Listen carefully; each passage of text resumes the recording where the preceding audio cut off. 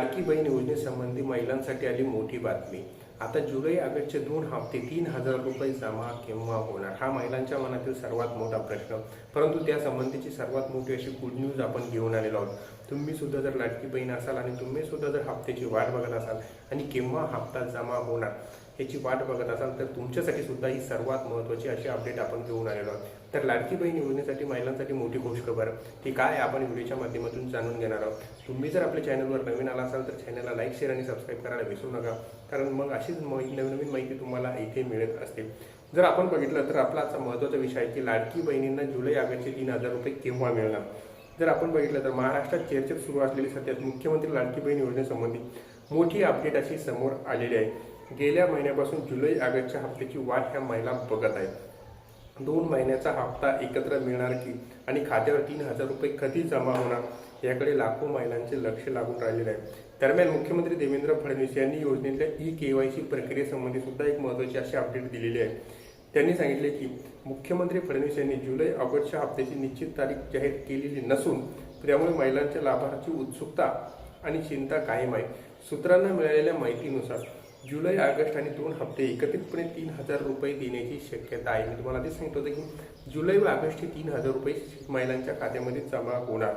हप्ता उशिरा येण्यामागं जर आपण कारण बघितलं तर स्वातंत्र्य दिनामुळे निर्माण झालेल्या प्रशासकीय प्रक्रियेचा परिणाम म्हणजे सूत्रांकडून हप्ता हा उशिरा मिळण्यात येत आहे। परंतु सूत्रांकडून मिळालेल्या माहितीनुसार रक्षाबंधनापूर्वी महिलांच्या खात्यामध्ये पैसे जमा होणार। महत्त्वाची अपडेट लक्षात ठेवा की रक्षाबंधनापूर्वीच म्हणजे आता शुक्रवार पूर्वीच महिलांच्या खात्यामध्ये 3,000 रुपये जमा होणार। पण याबाबत अधिकृत अशी घोषणा झालेली नाही। ई-केवायसीमुळे अपात्र लाभार्थी सुद्धा आता योजनेतून वगळण्यात आलेले आहेत। मुख्यमंत्री फडणवीस यांनी सांगितले की लाडकी बहीण योजनेत ई-केवायसी महत्त्वाचा मुद्दा आहे। योजना सुरू झाल्यानंतर मोठ्या प्रमाणात पडताळणी सुरू करणे हा महत्त्वाचा मुद्दा होता। त्यानंतर जर बघितलं तर सरकारने केलेल्या छाननीमध्ये नियमाचे उल्लंघन करून लाभ घेणाऱ्या व्यक्तींना ई-केवायसी पूर्ण करण्याच्या अनेक संधी देण्यात सुद्धा आलेल्या होत्या। राज्यातील 1,65,00,000 महिलांनी ई-केवायसी सुद्धा पूर्ण केलेली होती। ज्या लाभार्थ्यांनी ई-केवायसी पूर्ण केले त्या लाभसाठी पात्र ठरल्या।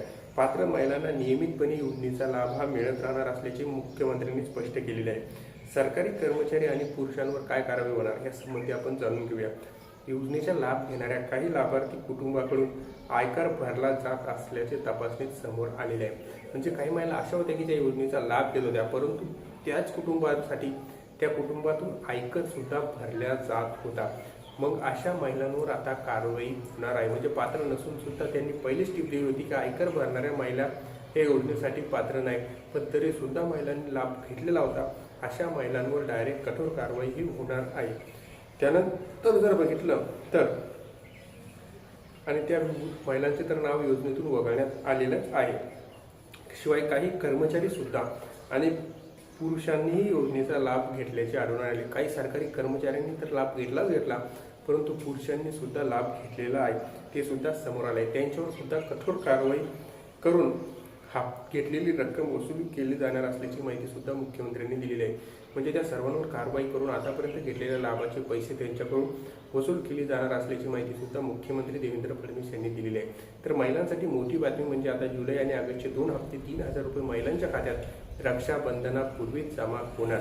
तुम्ही सुद्धा केवायसी पूर्ण केली का नाही तुम्ही नक्की कमेंटमध्ये सांगा, आणि तुम्ही सुद्धा हप्त्याची वाट बघत आहात का नाही हे सुद्धा कमेंटमध्ये कळवायला विसरू नका। आणि माहिती आवडली चॅनलला लाईक, शेअर आणि सबस्क्राईब करायला विसरू नका। धन्यवाद।